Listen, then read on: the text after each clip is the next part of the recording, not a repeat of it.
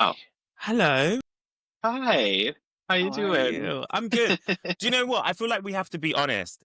It's like, you know, first of all, it's not that we are not trying to maintain a podcast, and it's not that we don't understand that you're supposed to put out content if you want people to listen. But we've literally recorded 3 episodes, and each one of those episodes have gone in the bin. Not because they weren't amazing, fantastic, wonderful content, but it was because of technical difficulties that we didn't realize until we played it back.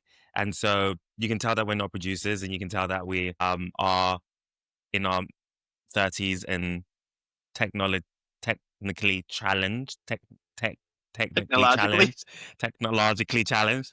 But that is the truth. So, I'm really hoping that me saying that actually means that the episode that we're recording right now will actually be heard by anybody. But that is the truth. That is the truth. And then after that, vacations and life happen. So Yeah, we haven't had a chance to record we since. haven't had a chance to record, but this is our first virtual recording. And as Zach said, it is due to life. But also, it might mean that you get more content if this actually works. This Yeah. is easy. So welcome back. Welcome back to Holding Space. So, right, welcome back to Holding Space. You're right, babes. I'm all right. How you doing? I'm okay. Yes, I'm good. I like summer. Well, last weekend was actually the official end of summer. Okay. Although it's still quite warm in New York, which is great. Hmm. But I'm good. I feel like I've officially had my 1 year in New York. I had a fabulous birthday that Zach came to. I'm in a new relationship, which I went sort of soft launched on my Instagram last week, working on a new business. So I feel like I am doing the things that you're supposed to do when you move to a new city. I'm doing more than what you're supposed to do when you move to a new city. A But wee bit. a wee bit. But yeah, I'm good. I'm good. Good. Good. Yeah. Did you hear that? So I want to hold space right out the gate for supporting people from afar. Okay, And what talk does to that me. mean? What does that Let me mean? Okay, say what well, that means to let you. me play this little video that inspired my whole supporting people from afar. Am I overreacting for refusing to attend my sister's rebirth party? Okay, off the rip, I'm just gonna say no. Off rip, I'm gonna say your sister's asking a lot. But go ahead. So, my sister has always been into weird stuff: crystals, astrology, raw milk. But last year, she took some kind of hallucinogenic frog venom at Burning Man, had a full breakdown, and came back calling herself Obsidian Womb Fox. This is not a joke. She legally changed it from Lindsay. Her email signature even says, quote, born again, now with more ancestral knowing. Anyways, she recently sent out wax-sealed invitations for her rebirth party. That's so camp. Honestly, Obsidian, you ate that one. Wax sealed Obsidian, you're eating. An event she's hosting in our parents' backyard to celebrate the 1-year anniversary of her ego death. I will say this, it sounds like Obsidian lives in her parents' home. The invite was wild. It asked guests to dress in uterine tones, said the party would begin at sunrise or when the hawk signals, and promised, quote, a journey through the sacred canal of transformation. I didn't know what any of that meant, but I figured, hey, it's just one morning. Maybe there's a mimosa or something. Then my cousin sent me the full itinerary she got through a private group chat. I was left out because I made a placenta joke once and I got the boot. Okay, wait, this person sounds kind of funny. Apparently, the main event involves my sister being reborn from a papier-mâché uterus, while a fully grown man named Curtis, who she found on Craigslist, pretends to be her womb. Like she's literally crawling out of him while he moans and plays a Tibetan singing bowl. The finale includes her cutting a red ribbon umbilical cord, screaming, I am rewoven, and then doing a primal dance in a giant inflatable kiddie pool full of coconut oil. I told her I wasn't going. I was respectful about it, just said, quote, hey, I love you, but I'm not comfortable watching you get fake birthed by a guy in a spandex bodysuit. She flipped out. Doesn't sound very reborn. Said I was refusing to support her second becoming, that I still see her as a linear being, and that I'm chained to the masculine lie of the Gregorian calendar. Now my mom's upset, my aunt says I'm being closed-minded, and my uncle is going, but only because there's going to be a taco truck, and apparently you get free lapis lazuli bracelet with every birthing. So Reddit, am I overreacting because I'm not wanting to attend my adult sister's backyard rebirth where a Craigslist guy acts as her womb? Okay, so number one, I had never really heard of a rebirth party. The thing is that, listen, I'm all about redefining, rejuvenation, reimagining what you want to be, look like. I get it when people change their names, change their hair color, change where they live. I understand all of that. I think reinvention is so important. But I don't necessarily believe that, like, you as a person who is, like, in the audience of that person's life has to be part of that to support them. Or does that make you a bad friend? All right, well, I guess we're talking about friendship, right? Not family. Well, Both? she, in this video, this is her sister, and she's saying, I don't want to come Yeah. to your rebirth party. So, yeah, I Right. guess we are talking about family and friends. I think everybody has their own layer of comfort that they have to keep their boundaries about and whatnot. And if it's not your tea, it's not your tea. I think sending a card and saying you're busy is just as good. I think not going doesn't mean you don't support them, if that makes sense. So you could not show up to the actual party just because it sounds like a bit much for you, but you could still support them in their journey in terms of who they are kind of coming out as. So I don't think they're mutually exclusive in this moment, in this scenario. I think that you only get so many opportunities, right? So therefore, like, say, for example, it's my brother, and my brother has come out as trans, right?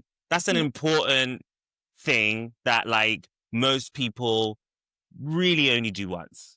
They not, Yeah. you know, there are some cases of people coming out multiple times, reversing, but that is not as common, right? Mhm. So I think, yes, sure. But if you have somebody that is in, and it sounds like this sister is always coming out with something new, I Yeah. do think the more times you do it, the more times people are interested. It's almost like when you get married the first time, everyone's like, oh my God, yeah, like, that's so amazing. And Yeah. then the second time it's like, oh my God, girl, yeah, I'm going to drop everything. And then the third time it's like, do you know what? I Yeah, don't know. it sounds like she might be a bit of a attention Yeah. needing person. Yes. And so yeah, I could imagine just being like, okay. But it's like that with anything, right? I used Yeah. to have a friend who was a violinist, okay? And they were performing a lot. And I went because I cared about them. But, like, Yeah. there were some things that I was just like, I'm not coming to that kind of thing. And so Yeah. it feels like a similar thing where it's sort of like, if you're the kind of friend that expects somebody to show up to every single event in your life, and if you're somebody that has a lot of them, I think that that is in some ways selfish. 100%. 100%. Also, like, if you're gonna get upset about it, then it doesn't make sense because your friends can't be at every single thing. I think the fact that your friends is already showing enough support. So yeah. So use those Um, tokens wisely is what I'm saying. It's Right. like, Right. Yeah.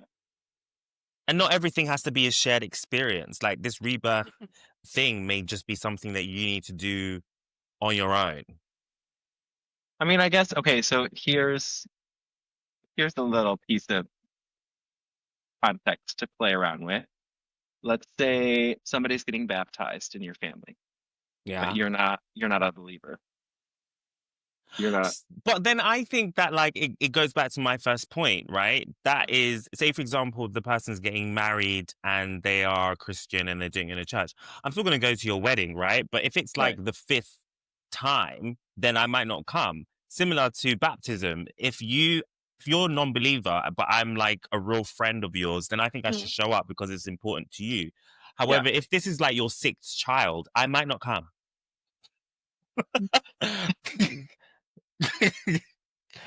But let's say this person isn't an attention grabber and isn't constantly coming out as something new. What if this is Their purely first their child. first child? Then you're saying you should Oh, go. 100%. I think Not this is first child, meaning this video instance, not child themselves coming out of the womb. The video we just played. If that person is not constantly coming out with things, and this Oh, is you're saying if the truly sister wasn't the yes, person that was always coming to things and she just wanted her sister to come to her rebirth party, yes. if that is the implication, then yeah, I think that the sister is a bad person to be talking about this with Bob the drag queen in this way. Okay, okay, fair. I think that again, I'm gonna go back to boundaries. Like there are certain things, like I agree, supporting people, regardless of if you're fully into it or not, is a way to show love. But I also think there was a point that was made. I feel like you made a point when we were kind of sidebar on this regarding drag shows and parents. Wow. Like if you're a drag performer and you invite your parents out to a gay bar at at midnight for your show, is that okay to expect from them to like expect them to come and support you, or is there like should you challenge your expectations of them and say here's a different context in which you can support me? So you are kind of implying, what if the thing that someone's inviting you to goes against your actual sort of belief system? In a way, but it could also be like my parents don't want to go to a gay bar anyway. You know what I mean? Like, why would they want to go to a gay Well, bar it's where drugs hard. are happening, where It's gays are hard. doing things in the bathroom? Like, It's hard. I think you obviously you should be aware of which drag show you are inviting your yeah, parents to, right? You're gonna go to some which are very sort of raucous and inappropriate, and you're gonna have some that is more of a sort of wholesome crowd, right? right, And so right, you would hopefully invite your parents to the wholesome crowd, or hopefully you're performing at 8 o'clock before it gets crazy, right? right, right. With that said, I think that's the line, because at the end of the day, if you say, for example, you're an OnlyFans creator and you love doing OnlyFans, I don't think you should share your link in the group chat, the family group chat. Everybody support me. I don't know. I also feel like now I'm curious though, because it kind of seems like read the room is the point you're making. And is this sister reading the room when it comes to her sister? Like if her sister is a conservative person and thinks that this whole show is a show that's bullshit, I think that my take then from it wasn't that. My take was that her sister is constantly doing these kinds of things, and she's sort of just like, miss me with this one. yeah. I might come to the next one, but I don't even believe that you believe this. I think it was just so absurd and surreal that she's like this is so far out of my head. Like the guy dressed up in what is he dressed up in a bodysuit, like pretending to birth And her, yeah, like shouting and stuff. Like that's literally a performance piece. oh, I was gonna say it sounds like everyone's on drugs. Well, that too feels like it should be. But yeah, so like I could understand not wanting or needing to witness that, or maybe it's about compromise, and we're not even touching on the correct way to deal with this, and going for the pre-drink, and then as soon as the show starts, yeah, you say, okay, see ya, have fun. No, I don't know. I feel like I stick to the point that I made at the first time. I think if this was something that was so important to her sister, and this rebirth is the first thing or one of the first things that she's ever brought to her, and it's really about change, then I think she would go, because there's a curiosity there, and it's Yeah, clearly something that is important to her sister. But right, I use that wedding analogy. I do think that your numbers start to go down when you're on your fourth or fifth wedding. Like people are right, like, I'm not spending to come to your bachelorette. I don't want to come to your location wedding. And actually, I don't want to spend money on a new outfit. right, So I'm not right. coming. And I think that it's like that with anything, really. Yeah, But I do think you have people that get very upset if you don't attend every one. Like people's Right. birthdays, for example. They're like, you haven't come to every single birthday that I've ever had and spent $300 to have fun. And I don't think that's fair. It's not. Okay. Should we move on? Yeah, To deep or dumb? let's move on to deep or dumb, deep or dumb. All right. So I again was on TikTok. I was like stopped in my tracks because I don't know about you, but since I turned 33, I've been experiencing all these ailments. Like I went to the eye doctor, and the eye doctor basically I went to the eye doctor with my prescription because I sat on my glasses. They were these vintage Christian Dior's, which are not fixable, and I'm still Sounds very so sad about glamorous them. when you say that. But anyway, With your accent. but but anyway, I went to the opticians with my prescription. I said, "Hey, I need to get some new glasses. Can I use my prescription?" And she looked at me like I had an alien on my forehead and was like, "This prescription is from 6 years ago. No, we cannot give you a new pair of glasses." years ago. You haven't had your eyes checked in 6 years? The glasses work. Like I don't understand why I need to go all the time. They work. Isn't it supposed to be like a once a year thing? I To don't make know sure about your that. eyes haven't changed? I don't know about that. I know that my glasses work. I know that they're fab, and I can see. So They're doing their job. they're doing their job. Like it's the people like who don't change their iPhone every year. I so respect that. It's like, Oh, why yeah. do I need to? It works. So anyway, I went and got my eye test, and basically this eye now is like, it's like if I went like this, it's all blurry. I can barely see. Oh no. Oh no. I know. And she basically was like, this eye's doing all the heavy lifting because when I did the chart, I could basically get through You're the supposed to chart check with it this eye. Because they God. would have been able to help you. So she was like, if it goes any lower, like you basically don't have that eye anymore. And I was like, oh, I think she's being dramatic. No, because like when your one eye is doing the heavy lifting, your other eye shuts down faster. That's the point. That's why you get it checked regularly. Well, it's shutting down, darling. The store is nearly shut. Speaking of eyes, if you can see, my eye is twitching right now. So if you wonder why, I think I've had too much caffeine and not enough sleep. Oh, really? So see my eye twitching. You're a twitcher. You're a Sorry. twitchy. So this TikTok that I watched about basically how we should all be dead by the time that we're 30 made me really wonder that maybe these ailments are kicking in because evolution has not caught up with us and we should be dead. Love it. Okay, so we'll play the video. Yeah. When we were all in the caves, half of everyone born was dead before the age of 30. Jesus. Fast forward to 1840. Sure.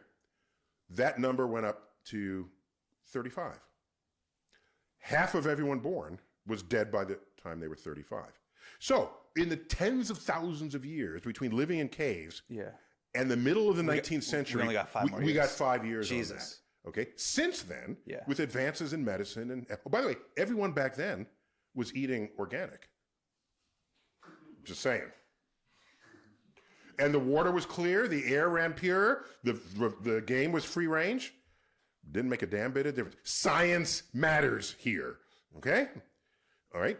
You can run around and eat all the organic you want. Okay. You'd be dead by the 30 unless some doctor came in and said, we can increase your life expectancy using science. You're directing this at me as if I'm RFK Jr. I'm not. I'm just telling you I'm not. Okay.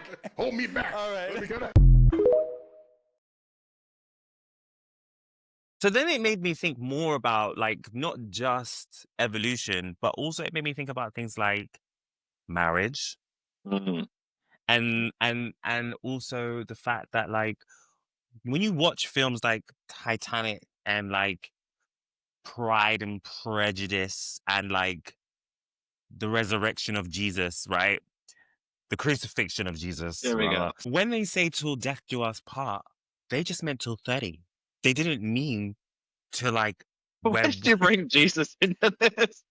There was no wedding in there. I guess, and those you're talking about nativity. But anyway, They just meant like Mary and Joseph 30. only survived until they were 30. So when they say till death do us part as a vow, they just meant till 30. They didn't mean until 90 like us. And so what was my point with this? We need redefined marriage standards We based should on the redefine updated life expectancy because it's unrealistic to 100%. have a single partner for. Well, I totally get why people like after 20 years Yeah. would divorce. Like I was looking at Meryl Streep and Anna Wintour, who are both in new relationships at 70. And I'm like, do you know what? Yeah.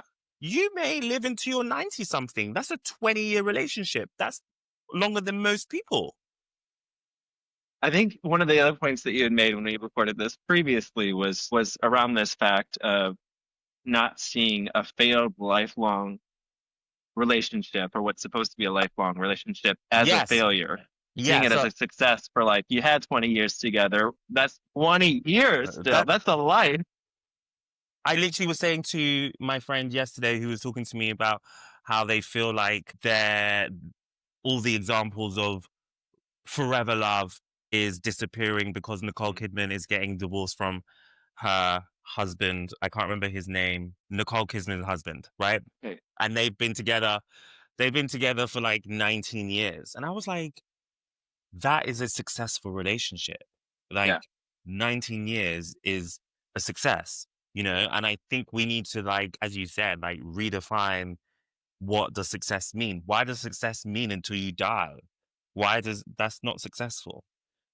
Like, so, and especially for the gays, I think if you can make it 12 months in New York, that's a success. Yeah. Honestly, you're right. I also think that's kind of I feel like that's kind of what the younger generation is doing and seeing as relationships. Like I think it's harder for us to grasp the lifelong expectancy of relationship. And I think naturally we're kind of going away from that. And that's why I also think the definition of like open marriages and polyamory, like that's a way to cope with this concept of like lifelong, kind of this absurd idea of lifelong lovers, right? I think it's a way to like remedy situations. It may not be the full answer, but I think it's a way to kind of adapt to this mindset. Yeah, I I also guess, think I also personally, I think like when it comes to relationships, you have people in your life for a certain phase potentially and for a certain lesson. And once you've learned those lessons, it's okay to let them go and say, I'm going to go find somebody else and learn new lessons with. Like people are meant to be in your life for a certain period and for a certain reason.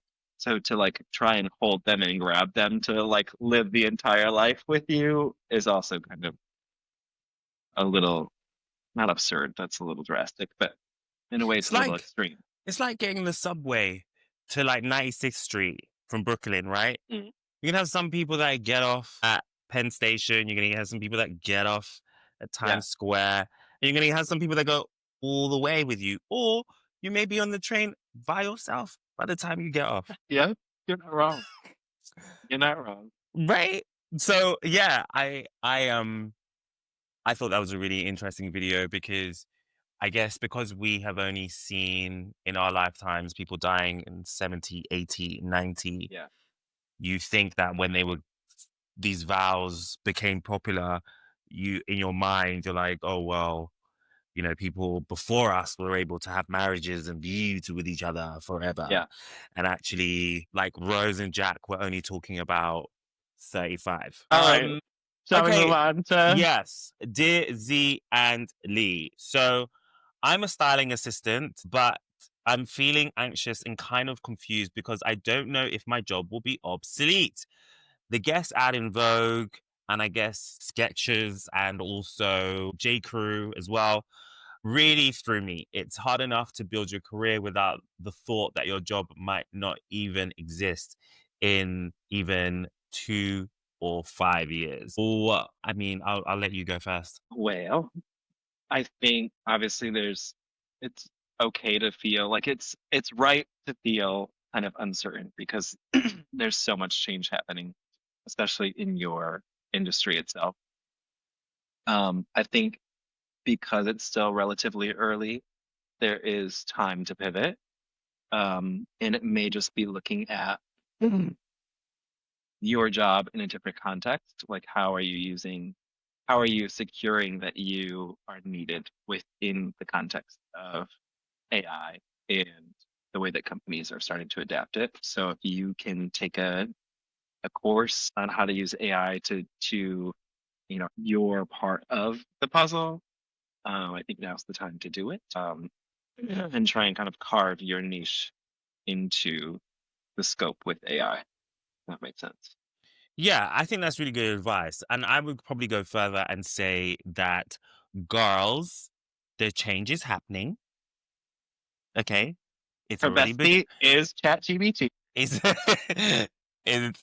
it's already begun. I was talking to my sister who worked at a clothing company, and the customer services team was about 35 people.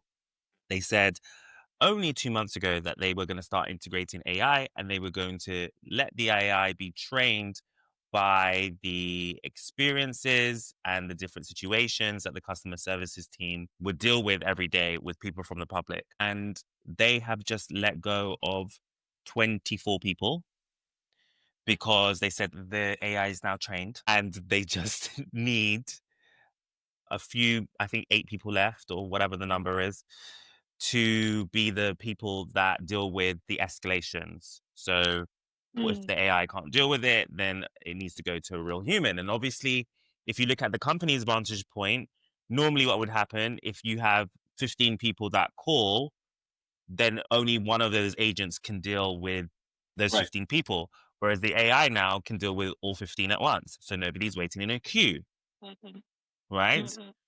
What will obviously happen is that the AI is also learning from the people that have stayed who are dealing with the escalations. Yeah. So then it's sort of like, okay, cool. Next step, we'll be dealing with escalations. Yeah. So, I understand from a company's point of view why you would do that. Like, why would you not Yeah. use the best technology to make your customers happy at the end of the day?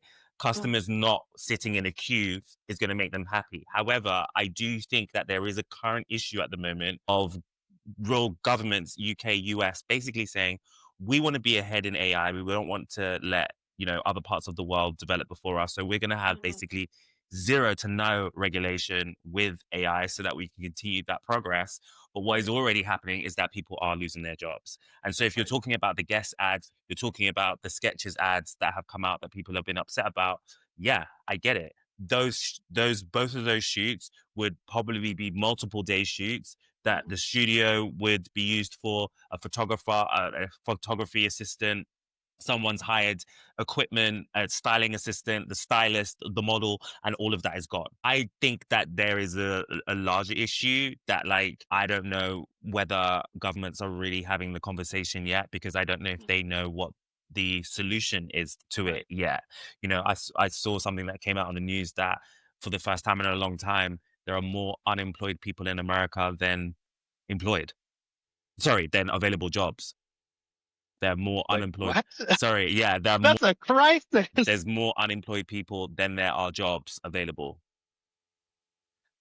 Jobs are not being created in the same speed as they was. Yes, Yeah. because nearly everyone that I've spoken to has spoken about, in some shape or form, AI has been introduced into their company in some way. Yeah. So I think this person should be scared. I also think that it's scary that you still want to do styling. Sorry. But like I really saw it for that generation specifically, who was like, I'm not going to be an assistant. I'm just going to find a music artist and I'm just going to style them. Like, I'm not going to do the whole, like, let me get the experience, because at the end of the day, I can just learn from TikTok. I can just learn from the artist. I've got a lot of respect for that. But if you're trying to become an editor or something, I don't know where Vogue's going to be in 10 or 15 years. Next year. Eventually, Vogue, love ya. I don't know. I think Anna was like, do you know what? I'm leaving because I don't know. She's like, what's AI? What does that mean? I'm gone. Yeah. Yeah, I know. I think of, like, how can you use AI for styling? And if that is enough, that's the other part of it. Is like, how is that going to be enough to, like, secure your place? Because they still need style, like some sort of styling I in think the it would shoot. be as similar as somebody that like would work at, I don't know, a Macy's or a Bergdorf's or an ASOS, and it's the people that do the styling for the website. I think it would be like Graphic that. people. No. When you literally, it's a model and it's kind of like a catalog shoot where you're just Yeah. shooting all the clothes. No one wants to do that, Zach. Like, if you become a stylist, it's because you're hoping one day that you're going to do a shoot in Jamaica with like a really great model with a really huge Editorial. set. Yeah. Do you know what I mean? Like, that's Yeah. what most people get into it for. Or you're working with Rihanna and she's always doing lots of different looks, which you Right. get to be creative with. You don't Right. do it because you have a whole bunch of like 3D images of dresses and you have to, Yeah. like, No, you, 100%. otherwise you might as well just play Sims. Yeah. Honestly. Fun though. Yeah. No, it's gonna be getting trickier and trickier It's out going to be there, getting baby girl. trickier and trickier. It's like, it's been great to have open dialogue with my friends and see the range of people that Yeah. are covering their eyes and just going, I just hope, fingers crossed, it doesn't affect my industry, to those who have kind of been like, yeah, I'm looking at pivoting because I've already seen Yeah. one of my friends who's working with me on my current project. He's a graphic designer and he's like, I've had to move to being a product designer because there's no graphic design jobs left. Yeah. People are just getting their stuff from AI. So I don't really have an answer for this person that's written in the question. I think it's good that she's asking the Yeah. question to herself, but I think that things are going to get a lot worse before. I mean, when you look at designing too, like, so I'm a designer and this is still a little far in advance, but they've already started making programs that can design based on your history as a collection. So like if you're Louis Vuitton, you can insert all of the historic, like the pictures The of archive. runway. Yeah, you can have the whole archive in there and it can spit out based on a theme, based on all of the designs. So actually, when you think of continuity in terms of brand identity, it might actually be stronger than many designers can pump out. So in reality, everything is going to It's incorporate. everything. It's It's just at what everything. point. Yeah. Exactly. And I think that like the technology is moving faster than the solutions that are needed for the technology that is being introduced. And again, as I said, we currently do not have leaders in place that care enough to want to look at this anyway. I did just read, maybe I need to verify this, but there was a country, and I can't remember off the top of my head where it was, that is giving people, basically legally giving people the right to their face. So that Yes. when AI comes through, like companies and other people can't like take their face and like claim that it's like not owned because it's AI or because it's been used in whatever program. So, and I thought that was a good start from a government standpoint of like I think, saying you yeah, own the rights to your image. to your image, your voice, etc. Yeah. Yeah, I don't know. It's something I do listen to a lot of different, not specific podcasts, but different platforms that might have like a AI focused episode because I want to like hear from different points of view, especially from the people that are actually working on it. The thing Yeah. that scares me the most is the people that are working on AI at the moment don't have the best intentions. So it's like, you know, the AI is only going to be good if the people behind it are building it who have a good soul and a good intentions, because at the end of the day, AI is just a reflection of us. And I don't think that a lot of them have a soul. No, we're doomed. Actually, what you just said is we're doomed. Because it's already built, baby. It's already built. They don't have a good soul. No, of course not. I mean, maybe some of the young creatives editing AI to do certain things. Sure. But no. Okay, well, let's just take it day by day.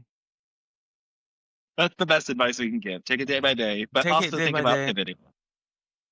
Well, Well, I that's hope it. that this episode actually goes out. That would be nice.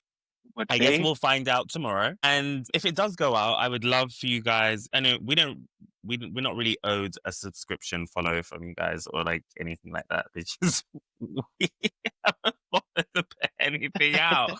But if you would like to give us some generosity and some charity, I would love it if you guys would That's some charity.